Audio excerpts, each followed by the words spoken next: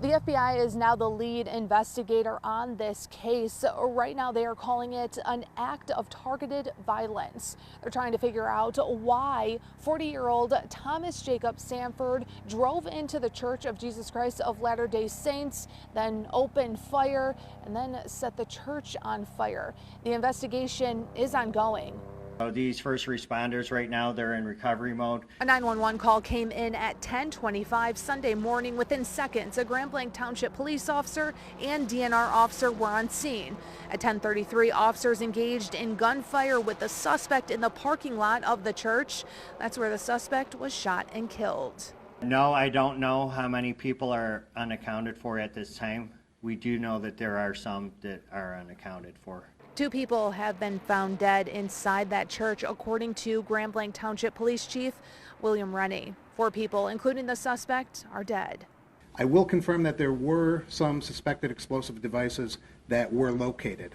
But as far as using them to initiate the blaze, I can't say that. This scene is actively being investigated by ATF. Michigan State Police have also investigated multiple bomb threats in the area that have come in since this unfolded Sunday morning. We are working tirelessly to recover the victims of this incident and reunite families.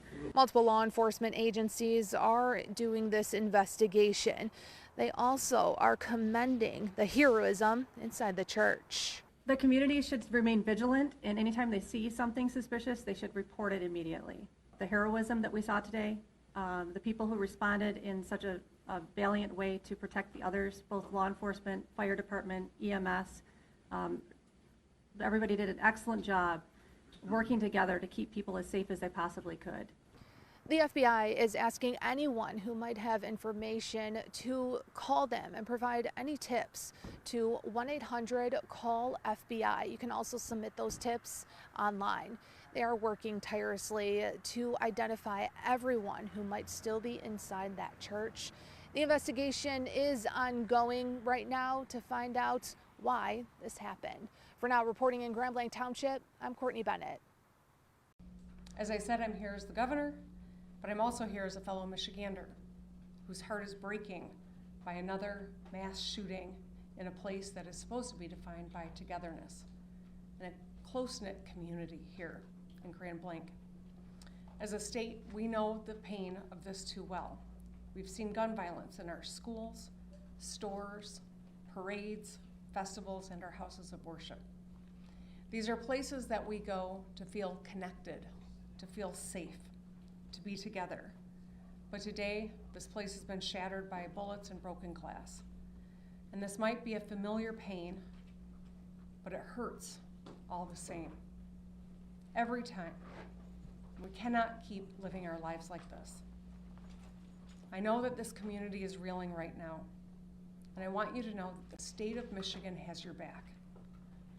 Your grief is our grief. Update on what we have had is we had a total of 8 patients at Henry Ford Genesis from the ages of 6 to 78. 5 were gunshot wounds and 3 were smoke inhalations. 2 of the smoke inhalations have been discharged. 1 is still intubated at this time. For the gunshot wounds, 1 had sustained gunshot wounds, multiple to the chest and abdomen. It's in critical condition. 1 had to the abdomen, as in critical condition still, but mostly stable. 1 of the victims did die in the emergency department. 1 child came in, was stabilized, and then transferred. And then there was another gentleman who had a gunshot on the leg. As I mentioned yesterday, the FBI is investigating this as an act of targeted violence, and we are continuing to work to determine a motive. In the past 24 hours, our investigative squads and specialty teams have been out all night, exhausting leads, some of which have been coming in from the public via tips. Our special agents, victim specialists, child advocate forensic interviewers, and local partners have interviewed over 100 victims and witnesses to date and are continuing to interview individuals as we speak. Our Evidence Response Team, or ERT, which is a specialized team of special agents, intelligence analysts, and professional staff, are trained to process crime scenes and collect evidence. They were out all night and continue processing the scene as we speak. From ATF's perspective, I would encourage the community not to travel by the church. those roads have been blocked off and access is controlled. While that might be a little disheveling for folks, we need that scene security for our investigators as they dig out this scene. So with that in mind, that's our ask for the community. Evil. This was an evil act of violence. That's exactly what this was. And this is not Grand Blanc. This does not define Grand Blanc and who we are. We are a community, and I am confident that together we're going to build a stronger community due to this incident. Mark Boyle is following the latest for us right now at the live desk. Mark, we know police were quickly there on the scene. Crews right now still searching through that debris for possibly more victims. That building, I mean, partially collapsed in that fire.